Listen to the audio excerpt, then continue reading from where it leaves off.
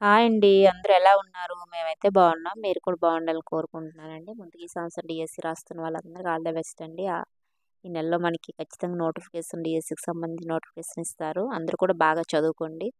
మంచి మార్క్స్ వస్తే మంచి టైం టేబుల్ మనం ప్లాన్ చేసుకుంటే మాత్రం మంచి మార్క్స్ ఖచ్చితంగా వస్తాయండి. అందరూ కూడా బాగా చదవండి. టెట్ కూడా బాగా రాసి ఉంటారు.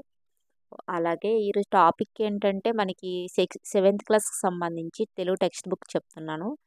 ఇప్పుడు ప్రెజెంట్ అయితే 7 వీడియోలు అయ్యాయండి దీనికి సంబంధించి. Only seventh class Telugu text book సంబంధించి 7 వీడియోలు చేశాను. ఇది 8వ వీడియో అండి. చాలా ఇంపార్టెంట్ బిట్స్, కంటెంట్ కూడా చాలా ఎక్కువగా ఉందండి.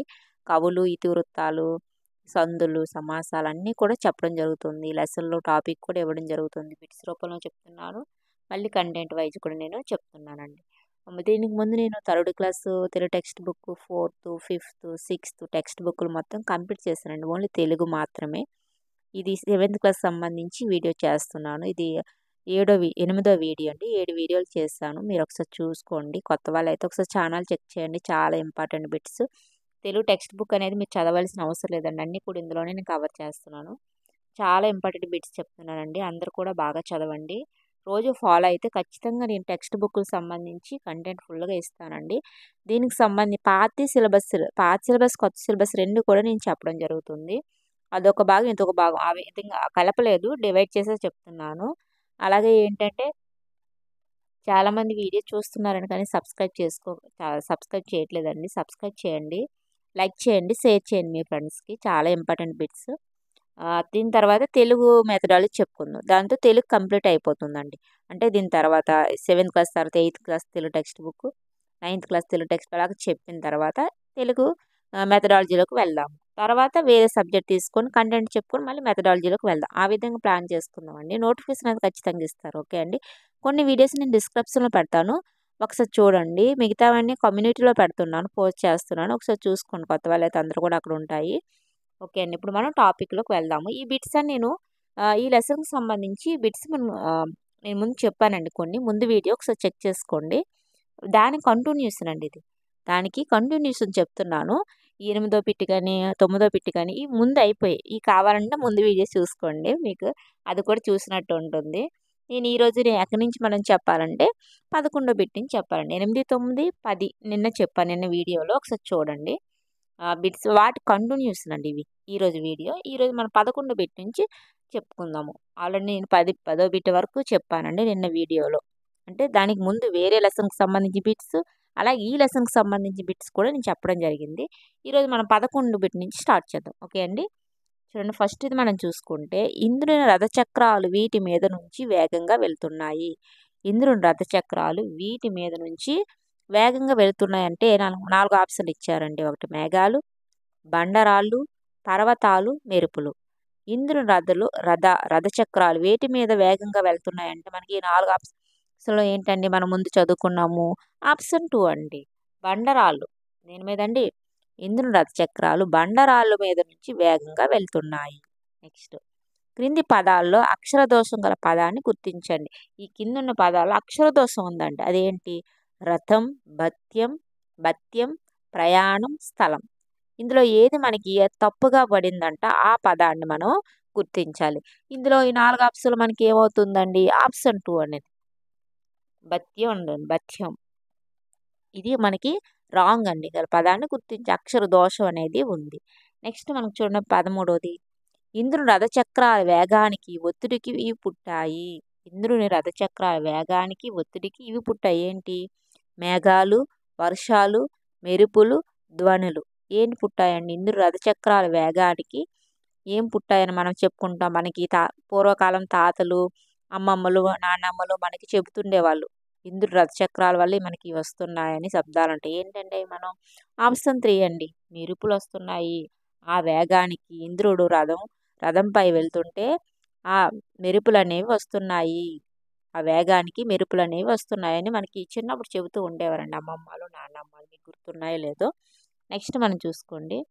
భత్యాలు లేకనే వాడు పెళ్ళికి డాష్ వేయించినాడు. ఖాళీలో సరిపోయే పదాన్ని గుర్తించండి.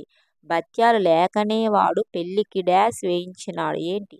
బోనాలు, మెరుపులు, వానలు, బాజాలు. ఈ నాలుగింట్లో ఏంటండి మనకి ఇక్కడ ఆప్షన్ 4 అండి. బాజాలు ఏంటండి? బాజాలు. బత్యాలు లేకనే వాడు పెళ్ళికి బాజాలు వేయించినాడు అని అర్థం. నెక్స్ట్ మనం చూసుకోండి. కింది గేయ పంక్తులను సరైన క్రమంలో అమర్చండి. మనకు ఒక పద్యం ఇచ్చాడు. వాటిని సరైన క్రమంలో మనం అమర్చాలి. ఫస్ట్ చూడండి. ఒళ్ళు పరవశమౌను సుమ్మా. రెండోది కళ్ళు చెదిరే మెరుపులమ్మ చూడగా. బహుబాగుగా చేసినారే బాణాసంచ వెలితిలేదే పెళ్ళికి అని ఉంది. ఇది మనం కరెక్ట్ చేసి పెట్టాలి. అది మనం లైన్లో పెట్టాలండి. ఈ నాలుగింట్లో మనకి ఏంటంటే ఫస్ట్ వస్తుందంటే మనం ఇక్కడ చూసుకుంటే మనకి ఇక్కడ ఆప్షన్ 1 మనకు కరెక్ట్ అండి. ఫస్ట్‌ది ఈ అండి. బాణాసంచ వెలితిలేదే పెళ్ళికి. తర్వాత ఇది రెండోది చూడండి. బహుబాగుగా చేసినారే. తర్వాత ఇది మూడోది. కళ్ళు చెదిరే మెరుపులమ్మ చూడగా. నాలుగోదండి. ఒళ్ళు పరవశమౌను మౌను సుమ్మా. చూడండి. బాణాసంచి వెలితిలేదే పెళ్ళికి బహుబాగుగా చేసినారే కళ్ళు చెదిరే మెరుపులమ్మ చూడగా. ఒళ్ళు పరవశమౌను సుమ్మా అని అర్థం. ఇలాగా మనం లైన్‌లో పెడితే మనకి ఈ విధంగా పద్యం అనేది వస్తుంది. నెక్స్ట్ మనం చూసుకోండి 16వది. కప్పమ్మ పెళ్ళి కోయించు డాష్ గొప్పగా తెప్పించినారే. కప్పమ్మ పెళ్ళి కోయించు గొప్పంగా తెప్పించినారు. డాష్ ఏంటంటే పదం మనం పూరించాలి. మెరుపులు మేఘాలు, వర్షాలు, మేఘాలు, మేళములు ఏం తెప్పించారని అంటున్నారండి. మనకి ఇక్కడ 4 ఆప్షన్‌లో ఏంటండి? మనకి ఇక్కడ ఆప్షన్ 4 ఉంది. మేళములు ఏంటండి? మేళములు. కప్పమ్మ పెళ్ళి కోయించు మేళములు గొప్పగా తెప్పించినారే అని అర్థం. నెక్స్ట్ మనకి మళ్ళీ కూడా పద్యం ఇచ్చారండి. ఈ పద్యాన్ని మనం సరైన క్రమంలో పెట్టాలి. ఇలా కూడా మన బిట్స్ అనేవి ఇవ్వడం జరుగుతుంది. గేయ పంక్తులను సరైన క్రమంలో అమర్చండి. కప్ప లెగిలేరవాడలమ్మ పొలములో కనకలే పండుతాయమ్మ.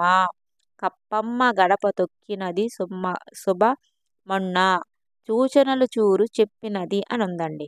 అని ఇది మన వరుస క్రమంలో పెడితే మనకి ఇక్కడ ఆప్షన్ 3 అనేది కరెక్ట్ అవుతుంది. ఫస్ట్ మనం చూడండి ఈ కప్పమ్మ గడప తొక్కినది శుభమన్ను. నెక్స్ట్ ఇది రెండోది. సూచనలు చూరు చెప్పినది. నెక్స్ట్ ఇది మూడోది. కప్పలెగిరే వానలమ్మ పొలములో. నాలుగోది. కనకాలే పండుతాయమ్మ. కనకాలే పండుతాయమ్మ అని అర్థం. చూడండి ఫస్ట్. కప్పమ్మ గడప తొక్కినది శుభమన్ను. సూచనలు చూరు చెప్పినది. లెగరే వానలమ్మ పొలములో.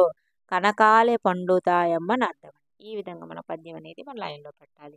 నెక్స్ట్ చూడండి ఇక్కడ ఇచ్చోట పదాన్ని విడదీయండి. ఇచ్చోట అనే పదాన్ని మనం ఏ విధంగా విడదీస్తాము?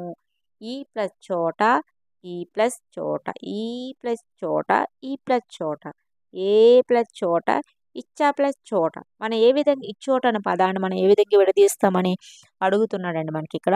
ఆప్షన్ 1 అండి. ఈ ప్లస్ చోట, ఇచ్చోట, ఈ ప్లస్ చోట, ఇచ్చోట ఏంటండి? ఈ ప్లస్ చోట, ఇచ్చోట అని అర్థం. నెక్స్ట్ అక్కడ పదంలోని సంధి ఏది? అక్కడ అనే పదం ఉంది కదా, ఇది ఏ సంధికి సంబంధించింది? ఆమ్రేడిత సంధి, ధృత ప్రకృతిక సంధి, త్రిక సంధి, సరళాదేశ సంధి. ఆమ్రేడిత సంధి, ధృత ప్రకృత సంధి, త్రిక సంధి, సరళాదేశ సంధి. ఈ మనకి నాలుగింట్లో ఏం అవుతుందని ముందు మనం చదువుకున్న ఆమ్రేడ్ సంధి అదే ఆ సంధుల గురించి మనం చూసుకుంటే మనకి ఇక్కడ ఆప్షన్ 3 అండి. త్రిక సంధి ఏంటండి? త్రిక సంధి. అక్కడ పదంలోని సంధి ఏంటంటే త్రిక సంధి. నెక్స్ట్ మనం చూసుకున్నది 20వది. విద్యావంతుడు అందరిచే పూజింపబడతాడు. ఈ వాక్యంలో ఉన్న విభక్తి ప్రత్యయం ఏంటి? విద్యావంతుడు అందరిచే పూజించబడతాడు. ఇందులోని మనం విభక్తి ప్రత్యయం చూడమంటున్నాడండి. మనకి ఇక్కడ ఆప్షన్ మనకు 4 తృతీయ విభక్తి, చతుర్థ విభక్తి, పంచమీ విభక్తి, షష్ఠమి విభక్తి అని అడుగుతున్నాడండి. మనకి ఇక్కడ ఏమంటుందండి? ఆప్షన్ 1 అండి. తృతీయ విభక్తి. తృతీయ విభక్తులు ఏటేటి వస్తాయి అనేది మనం ముందు వీడియోలో చెప్పుకున్నాం. ఒకసారి చెక్ చేసుకోండి. మనకి విద్యావంతుడు అందరిచే పూజింపబడతాడు అనేది మనకు తృతీయ విభక్తికి వస్తుంది. నెక్స్ట్ మా పురమునందు జనులు సేవాగుణం కలిగిన వారు. ఈ వాక్యంలో సప్తమి విభక్తి ప్రత్యయం ఏది? మా పురమునందు జనులు సేవాగుణం కలిగిన వారు. ఈ వాక్యంలో సప్తమి విభక్తి ప్రత్యయం ఏంటి? మూళ్ళు అందు, వారు, కలుగు. ఈ 4 ఆప్షన్లు మనం ఏంటండి ముందు మనం తెలుసుకున్నాం. మనకి ఇక్కడ ఆప్షన్ 2 అండి. అందు, అందు అనేది మనకి ఇక్కడ చూడండి అందు ఉంది కదా. మా పురమునందు జనులు సేవాగుణం కలిగిన వారు. అందు అనేది మనకి విభక్తి ప్రత్యయం, సప్తమి విభక్తి ప్రత్యయం. నెక్స్ట్ మనం చూసుకోండి లాస్ట్ అండి. ఈ లెసన్కి సంబంధించి లాస్ట్ బిట్.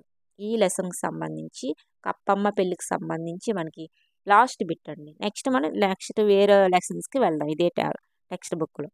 కప్పలు ఎగిరే వానలమ్మ పొలములు డాష్ పండుతాయమ్మ. ఖాళీలో సరైన పదాన్ని గుర్తించండి. దీనికి ముందే మనం ఇప్పుడు పద్యం మన వరుస క్రమంలో పెట్టాం, దానికి సంబంధించి ఇచ్చారనమాట. కప్పలు ఎగిరే వానలమ్మ పొలములు డాష్ పండుతాయి. పంటలే, పైరులే, కనకాలే, కళ్ళు చెదిరే. ఏంటండి మనం ముందే చదువుకోండి, జస్ట్ 2-3 బిట్ల ముందు. దాన్ని ఏమంటామండి, మనకి ఇక్కడ ఆప్షన్ 3 అండి. కనకాలే పండుతాయి అంటే బంగారం. కప్పలు ఎగిరే వానలమ్మ పొలములో కనకాలే పండుతాయమ్మ అని అర్థం. ఇది ఈరోజు కాదండి, ఈ లెసన్కి సంబంధించి బిట్స్. అలాగే నెక్స్ట్ లెసన్ ఏంటంటే యథ. ఏంటండి యథ అనే లెసన్ గురించి మనం తెలుసుకుందాం. యథ దానికి ప్రక్రియలు, ఇతివృత్తాలు ఖచ్చితంగా అడుగుతారండి. ప్రతి లెసన్లో ఉండే ప్రక్రియ అండ్ ఇతివృత్తం కూడా అడుగుతూ ఉంటారు. చూడు, యథ అనే పదానికి ప్రక్రియ అంటే కథానిక అండి. ఇతివృత్తం ఏంటంటే ఆశావహ దృక్పథం. ఆశావహ దృక్పథం. చూడండి, యథ అనే పదానికి ప్రక్రియ ఏంటి, కథానిక. ఇతివృత్తం ఏంటి, ఆశావహ దృక్పథం అని అర్థం. నెక్స్ట్ చూడండి, గిరిజన ప్రాంతాలు ప్రశాంతతకు, మంచితనానికి, అమాయకత్వానికి నిలయాలు. అలాంటి చోట నాగరికత పేరుతో పెను మార్పులు జరుగుతున్నాయి. పర్యావరణం దెబ్బతింటుంది. గిరిజన జీవితాలు అతలాకుతలం అవుతున్నాయి. అయినప్పటికీ ఆశావాదంతో ముందుకు సాగుతున్న గిరిజన శ్రమజీవనాన్ని చెప్పడమే ఈ పాఠం యొక్క ఉద్దేశం. చూడండి, పాఠం యొక్క ఉద్దేశాలు కూడా మనకి అడుగుతూ ఉంటారండి. పాఠం యొక్క ఉద్దేశాలు కూడా మనకి అడగడం జరుగుతుంది. పాఠం యొక్క ఉద్దేశాలు కూడా మనకి అడుగుతారండి ఖచ్చితంగా. అందుకని ఏ పాఠం దేని గురించి తెలియజేస్తుంది, దాని యొక్క ఉద్దేశం ఏంటనేది ఖచ్చితంగా అడుగుతారండి. యథాని పాఠంకి సంబంధించి ఏంటండి, గిరిజన ప్రాంతాల ప్రశాంతతకు, మంచితనానికి, అమాయకత్వాన్ని నిలయాలు. అలాంటి చోట నాగరికత పేరుతో పెను మార్పులు జరుగుతున్నాయి. పర్యావరణం దెబ్బతింటుంది. గిరిజన జీవితాలు అతలాకుతలం అవుతున్నాయి. అయినప్పటికీ ఆశావాదంతో ముందుకు సాగుతున్న గిరిజన శ్రమ జీవనాన్ని చెప్పడమే ఈ యథా పాఠం యొక్క ఉద్దేశం. నెక్స్ట్ మనం చూసుకుంటే ఇది రాసింది బోనం నాగభూషణం అండి. ఎవరండి, బోనం నాగభూషణం. ఇతను 1/7/1938, 21/5/1999 అంటే విజయనగరం జిల్లా మేరంగి గ్రామంలో జన్మించారు. చూడండి, మన విజయనగరం జిల్లా మేరంగి. బోనం నాగభూషణం అప్పుడు విజయనగరం అండి, మేరంగి అనేది ఇప్పుడు పార్వతీపురం మన్యం అండి. ఈ మేరంగి అనేది పార్వతీపురం మన్యం జిల్లా అయింది. ఉపాధ్యాయ వృత్తిని స్వీకరించారు. రచనలు ప్రవృత్తిగా ఎంచుకున్నారు ఇతను. బోనం నాగభూషణం. ఇతను మేరంగి గ్రామం అంటే అప్పుడు ఏంటంటే విజయనగరం జిల్లా అండి. అప్పుడు అతను ఉండేటప్పుడు విజయనగరం జిల్లా మేరంగి అనేది. కానీ ఇప్పుడు పార్వతీపురం జిల్లా అండి. మేరంగి గ్రామం అనేది పార్వతీపురం జిల్లా అవుతుంది. ఆప్షన్లో తనిస్తే ఓకే అండి, విజయనగరం పెట్టండి. కానీ ప్రజెంట్ ఒకవేళ విజయనగరం ఇవ్వకుండా పార్వతీపురం మన్యం ఇస్తే పార్వతీపురం మన్యం అని పెట్టండి. చూడండి, ఇతను విజయనగరం జిల్లా మేరంగి గ్రామంలో జన్మించారు. ఉపాధ్యాయ వృత్తిని స్వీకరించారు. రచనలు ప్రవృత్తి ఎంచుకున్నారు ఇతను, బోనం నాగభూషణం. నెక్స్ట్ మనం చూసుకుంటే ఇదే లెసన్కి సంబంధించి వీరి తొలి కథ చిత్రగుప్త పత్రికలో ముద్రించబడింది. ఇప్పుడండి చిత్రగుప్త పత్రికలో ముద్రితమైనది వీరి తొలి కథ. చూడండి, సులాపాణి, భూషణం వీరు కలం పేర్లు. భూషణం కథలు ఏది సత్యం ఏది సత్యం, కొండగాలి, అడవంటుకుండి వంటి రచనలు చేశారు. ప్రస్తుతం పాఠం కొత్త గాలి కథా సంకలనం ఉంది. ఈ లెసన్ యథ అనేది కొత్త గాలి అనే కథా సంకలనంలో ఉన్నదండి. సో చూసుకోండి, ఇందులోని విశేషాంశాలు చూడండి. నారుమడి కట్టకుండా ధాన్యపు విత్తనాలు మట్టిలో కలిపి పొలం మొత్తం ఒక కొలత ప్రకారం వెదజల్లి పండించే విధానమే యథ. యథ అంటే వెదజల్లి పండించే విధానమే యథ. నారుమడి కట్టకుండా ధాన్యపు విత్తనాలు మట్టితో కలిపి పొలం మొత్తం ఒక కొలత ప్రకారం వెదజల్లే పండించే విధానమే ఎద. ఇది ఉత్తరాంధ్ర ప్రాంతంలో అమల్లో ఉంటుంది. ఇది అనేది ఎక్కడ ఉంటుందండి? ఉత్తరాంధ్ర ప్రాంతంలో ఉంటుంది. దానికి సంబంధించి ఈ ఎద అనే లెసన్కి సంబంధించి మనకి టెక్స్ట్ బుక్ వెనకిస్తారు చూడండి. ఆ లెసన్ వెనక దానికి సంబంధించిన గ్రామర్ పాయింట్స్ చూసుకుందాం. సమమాప క్రియ అంటే వాక్యం చివర క్రియ చెప్పదలిచిన భావాన్ని పూర్తి చేసినట్లయితే దాన్ని సమాప క్రియ అంటారు. ఉదాహరణకి అన్నదానం చేశాడు. ధర్మరాజు అన్నదానం చేశాడు. చూడండి, వాక్యం చివర క్రియ చెప్పదలిచిన భావాన్ని చేశాడు. ఒక చేసి అంటే ఇది అసమాప క్రియ అయిపోతుందండి. చేశాడు, ఇది చేసేసాడు కాబట్టి ఇది సమాప క్రియ అవుతుంది. చేసి, వచ్చి, తిని, వెళ్ళి, ఆడి, పడుకొని అలాంటి క్రియ అనేది కంప్లీట్ అవ్వదు. ఇక్కడ కంప్లీట్ అయ్యింది కాబట్టి మనకి ఇది సమాప క్రియ కింద వస్తుంది. దానికి సంబంధించి మనకి ఇక్కడ ఇచ్చారు చూడండి.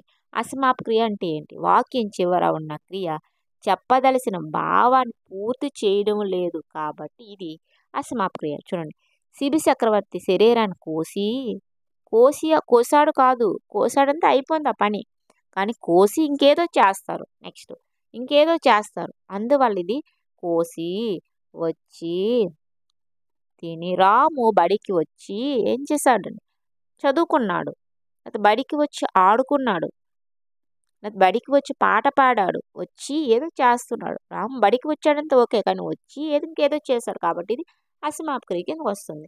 ఈ లెసన్కి సంబంధించి మనకి బిట్స్ అనేవి ఇవ్వడం జరిగిందండి. ఆ బిట్స్ ఇప్పుడు మనం చూసుకుందాం. చాలా ఇంపార్టెంట్ బిట్స్ అండి. కూడా మనకి చాలా ఇంపార్టెంట్ బిట్స్ ఇవి. మనకి కొన్ని చెప్పుకుందాం, మిగతా రేపు వీడియోలో చెప్పుకుందాం అండి. ఓకే, యథ పాఠ్యభాగం ప్రక్రియ ఏంటి? మనం ముందే చదువుకున్నాం కదండి. యథ పాఠ్యభాగ ప్రక్రియ ఏంటి? కథానిక, అనువాద కవిత, వచన కవిత, దిబత. ఏటవుతుందండి మనకి ఇక్కడ? ఆప్షన్ 1 అండి, కథానిక. పాఠ్యభాగం యథ పాఠ్యభాగం ప్రక్రియ ఏంటి? కథానిక. యథ పాఠ్యభాగ ఇతివృత్తం ఏంటండి? ఇతివృత్తాలు ఖచ్చితంగా ఇస్తారండి. ప్రక్రియలు ఇతివృత్తాలు. నైతిక విలువలు, అసవాహ దృక్పథం, నిరాశ దృక్పథం, స్ఫూర్తి. ఏంటండి యథా పాఠ్యభాగ ఇతివృత్తం ఏంటి? మనం చదువుకున్నాం కదండి, ఆశావహ దృక్పథం. అండి. నెక్స్ట్ మనం చూసుకుంటే మూడో బిట్ చూడండి. వీడియో కానీ నచ్చితే లైక్ చేయండి, షేర్ చేయండి, సబ్స్క్రైబ్ చేయండి ఫ్రెండ్స్. ఓకే, యథా పాఠ్యభాగ రచయిత ఎవరు? రాళ్ళపల్లి అనంతకృష్ణ శర్మ, సూర్యదేవర సంజీవ్ దేవ్, బోనం నాగభూషణ్, సదానంద. ఎవరండి మనం చదువుకున్నాం? బోనం నాగభూషణం గారు. యథా పాఠ్యభాగ రచయిత విజయనగరం జిల్లా మేరంగి గ్రామానికి చెందిన అతను. యథా పాఠ్యభాగ రచయిత బోనం నాగభూషణం. యథా పాఠ్యభాగ ఏ కథా సంకలనం ఉన్నది?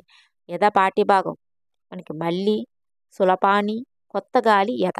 ఎందులో నుంచి మనం ముందు చదువుకున్నాం కదండి. ఆప్షన్ 3 అండి, కొత్త గాలి.